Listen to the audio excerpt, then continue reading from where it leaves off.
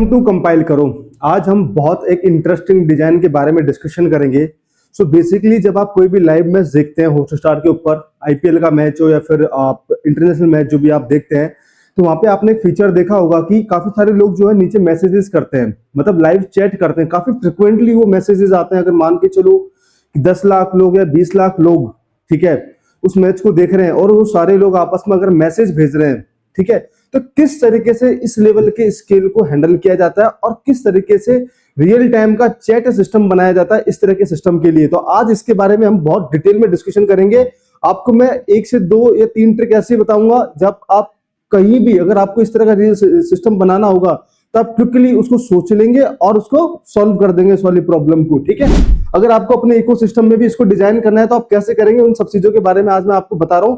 ये सेशन छोटा होगा बट इसी सेशन के एंड में आपको काफी सारे अच्छे कंसेप्ट सीखने को मिलेंगे, ठीक है। तो बेसिकली आज हम बात करें कि जैसे कि लाइव स्ट्रीमिंग जब आपके पास में होता है, ठीक है, किसी भी मैच का हो, ठीक है, तो उसमें आपके पास में नीचे चैट सेक्शन होता है ना। यहाँ पे चैट सेक्शन होगा।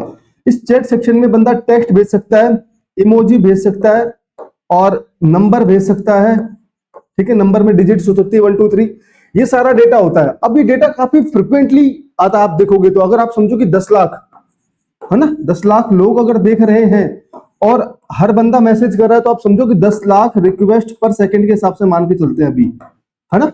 इस तरह के स्केल को किस तरीके से आप हैंडल कर सकते हो, तो यहाँ पे सबसे पहली चीज जानने की कोशिश करते हैं। जब आपको इस तरह का रियल टाइम चैटिंग सिस्टम बनाना होता है तो सबसे पहले आप क्या यूज करते हैं, आपके सबसे पहले दिमाग में आता है वेब सॉकेट्स।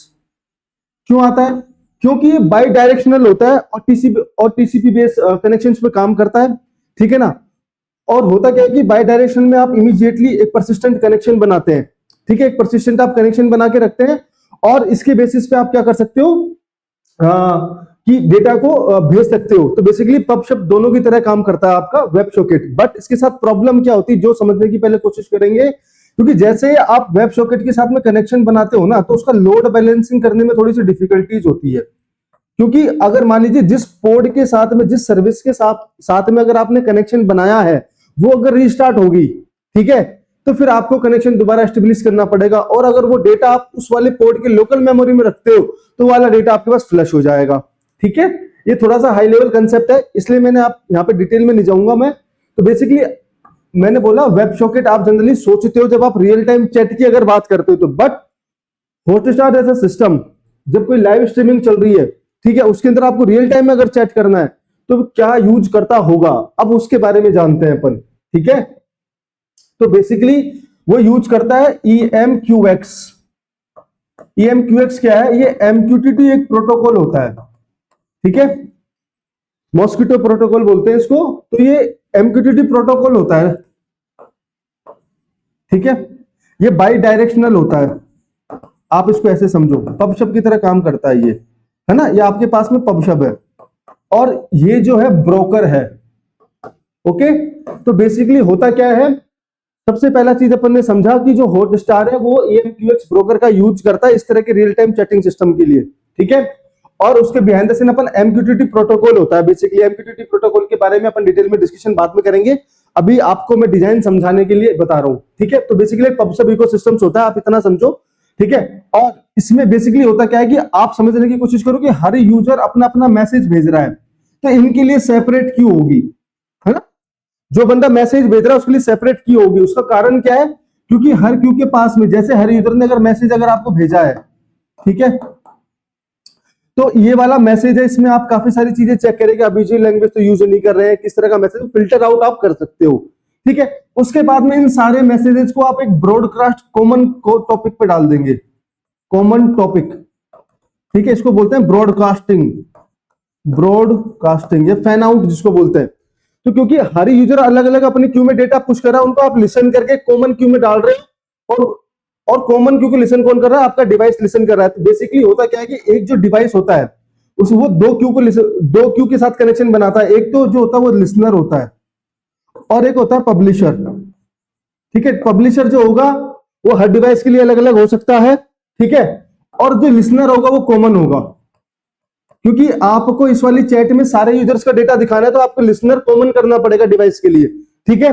तो बेसिकली जब डिवाइस लिसन कर रहा है तो टॉपिक आपके पास में कॉमन होगा, ठीक है। और अगर जब मैं पब्लिश कर रहा हूं डेटा को, जब पर्टिकुलर डिवाइस से जब डेटा आ रहा है तो उसके लिए आप क्यू अलग अलग मेंटेन कर सकते हो, ठीक है। उसके लिए भी अगर आप चाहो तो आप कॉमन क्यू भी मेंटेन कर सकते हो, ठीक है। बट उसके अंदर फिर आपको जितनी भी इंफॉर्मेशन आएगी तो आपके पास में कॉमन, आपके पास में जब क्यू होगी तो आप उसको हॉरिजॉन्टली स्केल नहीं कर पाओगे, ठीक है। इसलिए मैंने आपको बोला कि आपके पास में जो क्यू आ रही है ना, उसको आप अलग अलग यूजर के हिसाब से रखो। अगर मान लीजिए एक यूजर ने मल्टीपल टाइम टैप कर दिया किसी मैसेज के ऊपर तो सिर्फ उसी का क्यू ब्लॉक होगा, किसी का क्यू ब्लॉक नहीं होगा, ठीक है। इसलिए हर यूजर के लिए मैंने अलग अलग क्यू रखा है, एमक्यूटीटी का क्यू अलग अलग रखा है इनके लिए।